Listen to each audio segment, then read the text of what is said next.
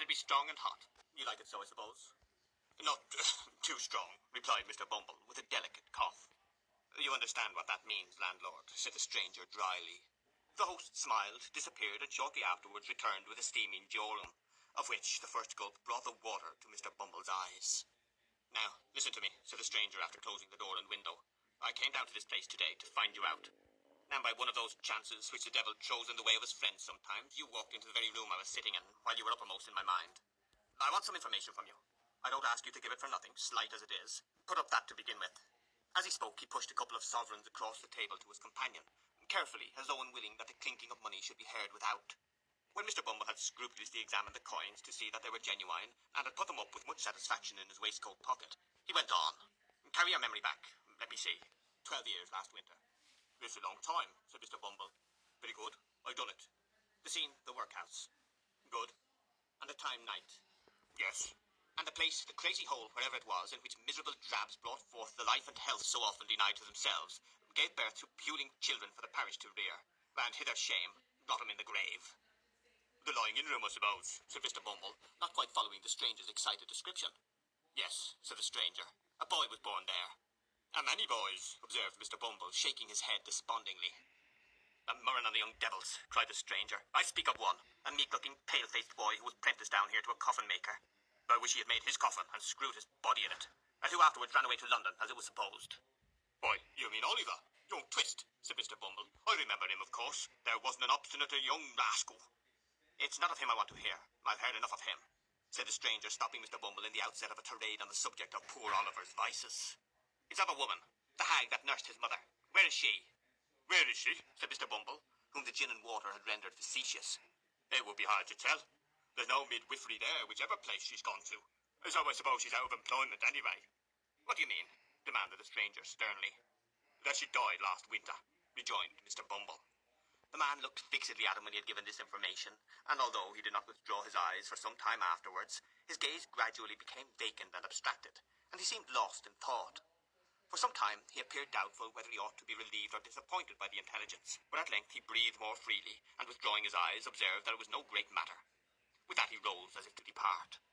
But Mr. Bumble was cunning enough, and he at once saw that an opportunity was opened for the lucrative disposal of some secret in the possession of his better half. He well remembered the night of old Sally's death, which the occurrences of that day had given him good reason to recollect, as the occasion on which he had proposed to Mrs. Corney, and although that lady had never confided to him the disclosure of which she had been the solitary witness, he had heard enough to know that it related to something that had occurred in the old woman's attendance, as workhouse nurse, upon the young mother of Oliver Twist. Hastily calling this circumstance to mind, he informed the stranger with an air of mystery that one woman had been closeted with the old harridan shortly before she died, and that she could, as he had reason to believe, throw some light on the subject of his inquiry. How can I find her? Said the stranger, thrown off his guard, and plainly showing that all his fears, whatever they were aroused afresh by this intelligence. Only through me, rejoined Mr. Bumble. When? Cried the stranger hastily. Tomorrow, rejoined Bumble. At 9 in the evening, said the stranger, producing a scrap of paper and writing down upon it an obscure address by the waterside, in characters that betrayed his agitation. At 9 in the evening, bring her to me here. I needn't tell you to be secret. It's your interest. With these words, he led the way to the door, after stopping to pay for the liquor that had been drunk. Shortly remarking that the roads were different, he departed, without more ceremony than an emphatic repetition of the hour of appointment for the following night. On glancing at the address, the parochial functionary observed that it contained no name. The stranger had not gone far, so he made after him to ask it. What do you want? Cried the man, turning quickly round as Bumble touched him on the arm. Following me?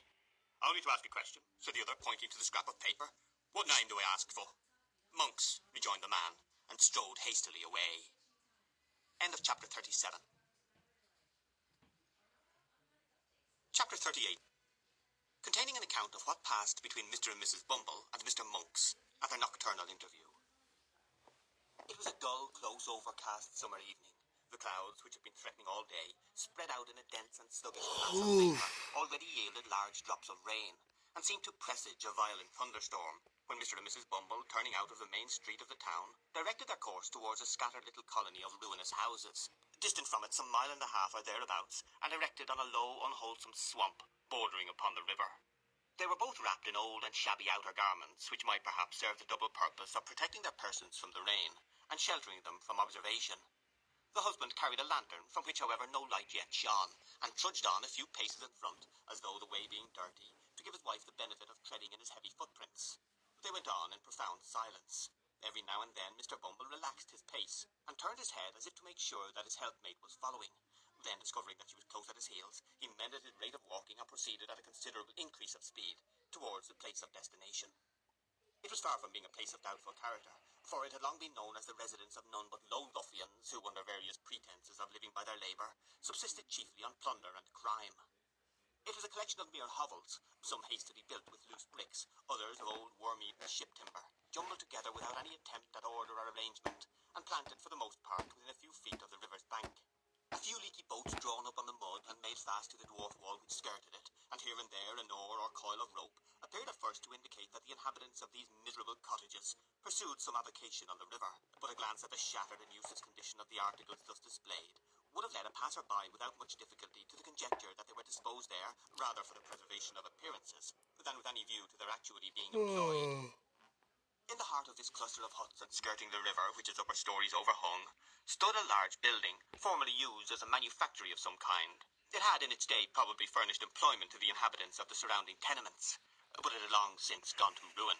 The rat, the worm, and the action of the damp had weakened and rotted the piles on which it stood, and a considerable portion of the building had already sunk down into the water, while the remainder, tottering and bending over the dark stream, seemed to wait a favourable opportunity of following its old companion, and involving itself in the same fate. It was before this ruinous building that the worthy couple paused, as the first peal of distant thunder reverberated in the air and the rain commenced pouring violently down. "The place should be somewhere here," said Bumble, consulting a scrap of paper in his hand.